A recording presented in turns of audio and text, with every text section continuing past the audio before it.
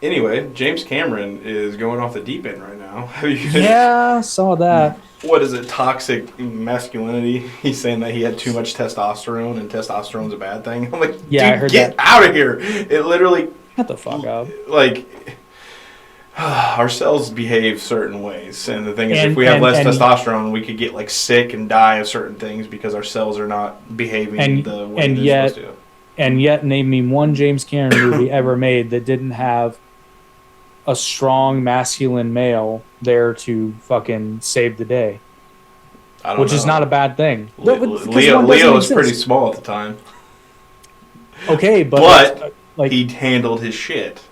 he handled his shit. And while we're on that And there was subject, two. There was room for two on that fucking door. no, that's irrelevant. That's completely irrelevant. Everybody gets that shit wrong. I and I'll heard tell you Jack why. didn't even exist. Well, no, he didn't. But no, here's why. No, It's I don't mean Rose's. Lucas the movie. I'm talking like shit. He was in her mind. Oh, except I've heard that theory and I've disproven it because other people interact with Jack when Rose isn't there. But they could have been a part of it because he has to have some backstory in her mind. A shared delusion?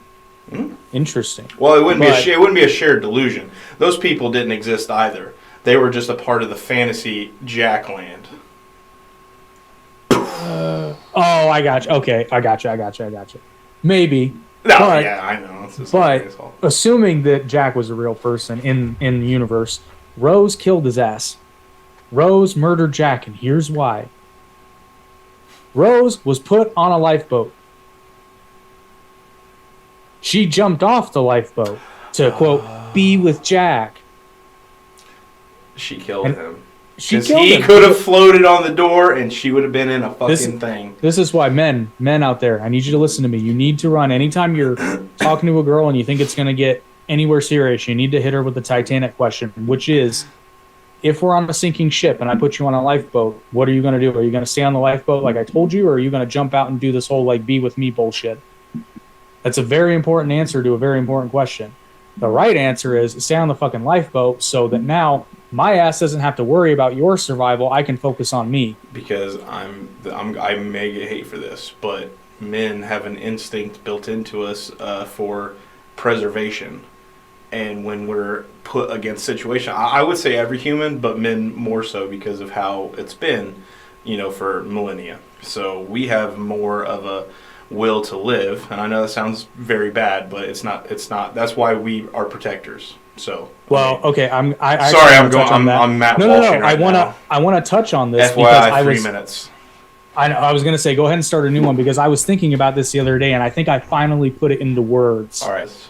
All right. So this actually stems from a thought I had after watching Titanic for the first time in a long time. And at first, I thought to myself, this is very interesting because this movie is essentially like the journey of maturity for a woman, which I still believe it is, but that's not what we're going to talk about. It also purposefully encapsulates the what I would say is the ideal. Trying to pick my word carefully because I don't want it to come off. I'm talking about men and women necessarily, even though I pretty much am. But as we've established that masculinity doesn't necessarily have to always be male; it just usually is. But so the predominant feminine value is preservation, and the predominant masculine value is protection. And here's what I mean by that. And this is why Titanic. Oh, okay. That's This is good why take. Titanic. Yeah, Titanic is a perfect example of this. So, in the case of Titanic, we're talking about Rose and Jack. Now, when I mean preservation of everything. So, like, and we're talking ideals here. Obviously, the world is not perfect, but like, it is incumbent, in my opinion, for the feminine to preserve its, for lack of a better word, like preservation of virginity, preservation of youth, preservation of a child if one is there, because the first year or so of an infant's life, until modern times when we've had these things that can step in, without a mother or at least a mother figure present, the baby will die. As much as a father might try to feed that baby for the first year, he cannot do it. Right. It is not now. Granted, with modern advances in technology, now we have formula that can be. I'm talking like in the ancient world. This is where all these old ideals come from. Whereas the masculine imperative is to protect, because who is going to ensure that that mother can preserve the life of that baby? Sure, it's possible she can do it on her own, but the odds go up dramatically if there is a protector. Listen, if it's Christmas time, anything can happen for that mother. Exactly. But my point with Titanic is Jack fulfills his masculine imperative throughout the entire movie. At no point is Jack not protecting Rose.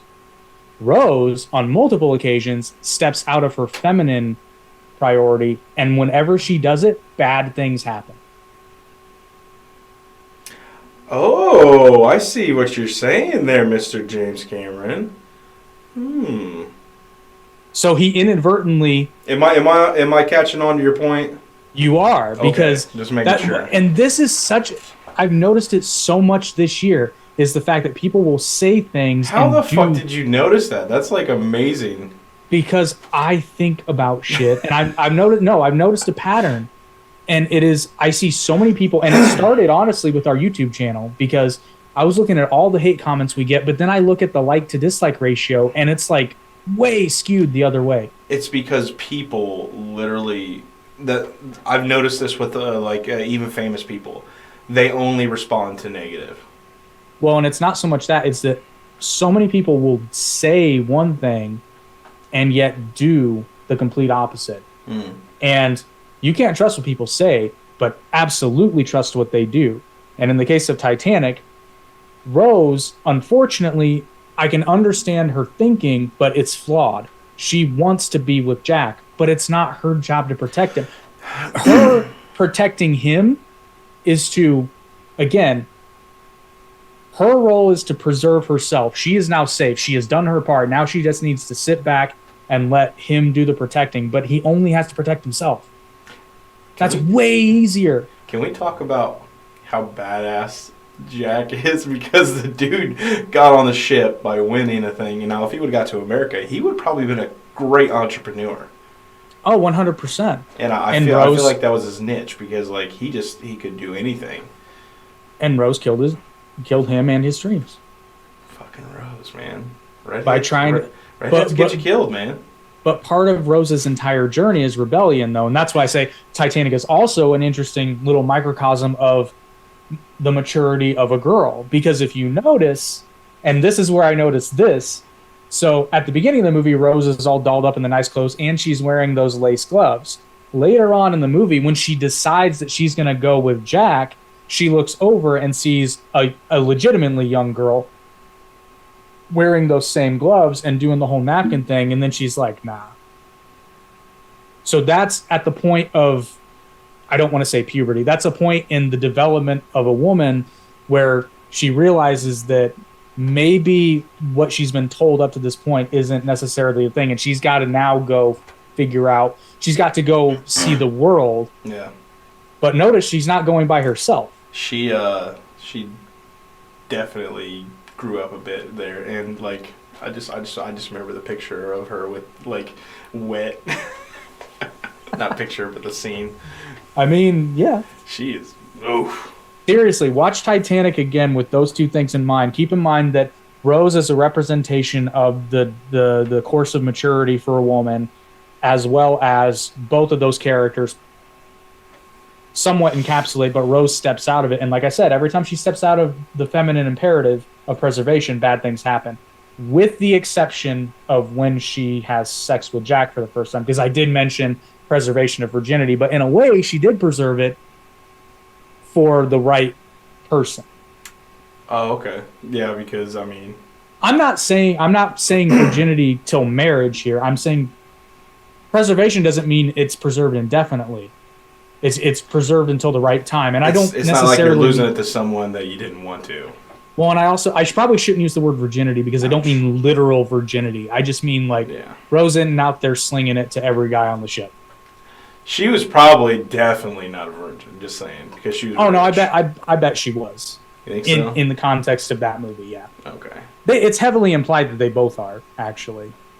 They never come out and say it. Do we just need to have a Titanic podcast, buddy? Fucking probably. I guess I got to get it out of my system. I'll say we've been hey, trying to. It's kind of Christmas. Yeah. There's icebergs and shit. Oh my gosh. That's funny.